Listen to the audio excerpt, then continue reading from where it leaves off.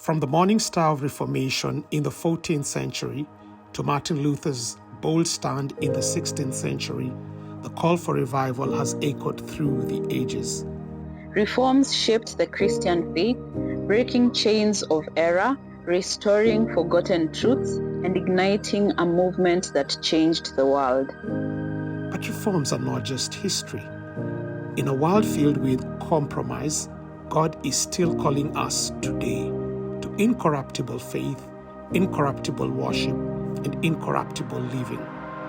Alive Kenya invites you to a week-long online study series from September 14th to 20th, 2025, under the theme Incorruptible Reforms. Join us as we trace God's hand through history and discover why the Reformation is not over. The Mission Empowerment Conference at We Got Gardens Hotel in Kisumu is almost here. But first, don't miss the journey of Reformation.